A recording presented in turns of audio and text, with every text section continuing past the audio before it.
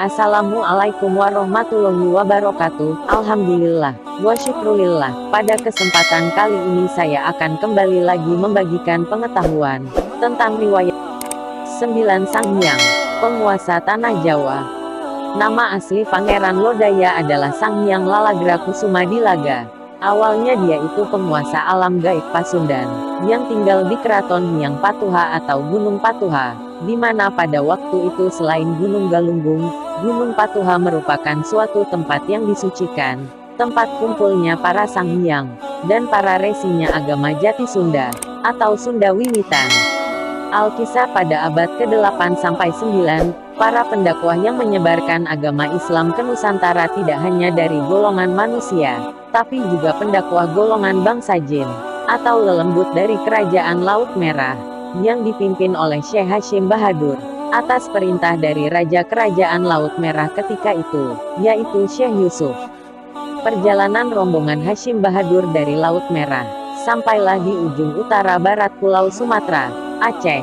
Namun berbarengan dengan itu Sanghyang Baruna, penguasa Kerajaan Laut Selatan memerintahkan pasukannya yang dipimpin oleh Maheswari, Nyi Roro Kidul, untuk menghadang lajunya rombongan dari Laut Merah. Maka terjadilah peperangan antara Kerajaan Laut Selatan dengan Kerajaan Laut Merah di sekitar daerah Bengkulu sekarang.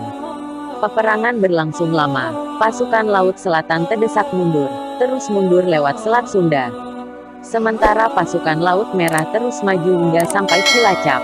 Pasukan Laut Merah memang sejak dari awal tidak berniat untuk menguasai Kerajaan Laut Selatan, maka mereka mundur lagi hingga ke ujung kulon, menancapkan bendera di sana dan menjadikan ujung kulon sebagai basis komando dakwahnya. Rupanya hal ini tidak dikehendaki oleh para Sanghyang, maka atas kesepakatan 9 Sanghyang, diperintahkan Sanghyang Lalagrakusuma Dilaga, Pangeran Lodaya, dan pasukan maungnya, untuk menyerang ujung kulon. Namun usahanya nihil Pangeran Lodaya dan pasukannya babak belur, dan kembali ke Gunung Patuha. Sebulan kemudian, Hashim Bahadur dan pasukan Laut Merah menyerang balasan ke Gunung Patuha. Namun atas permintaan Pangeran Lodaya, peperangan kali ini supaya tidak banyak memakan korban, diadakan perang tanding 1 lawan 1, antara dirinya lawan Hashim Bahadur, tidak boleh ada yang membantu. Hal ini disetujui oleh 8 Sanghyang lainnya, yaitu Sanghyang Astadewa, Sanghyang Baruna, Sanghyang Brajadharma, Sanghyang Antari Kusuma, Sanghyang Ananjaya, Sanghyang Antasena, Sanghyang Suryadwipa, dan Sanghyang Agni Bagaswara. Mereka hadir menyaksikan perang tanding antara Pangeran Lodaya vs Hashim Bahadur. Perang tanding berlangsung lama, namun semua ajian kesaktian dan senjata saktinya Pangeran Lodaya, tak ada yang bisa menumbangkan Hashim Bahadur. Kemudian Hashim Bahadur mengambil batang pohon yang dibawanya dari ujung kulon, lalu diacungkan ke arah Pangeran Lodaya sambil membacakan ayat suci Al-Quran. Tak lama kemudian atas kehendak Allah SWT, Pangeran Lodaya berteriak-teriak kesakitan, dan kemudian jatuh ambruk ke tanah, lemas lir ibarat kapuk kaibunan.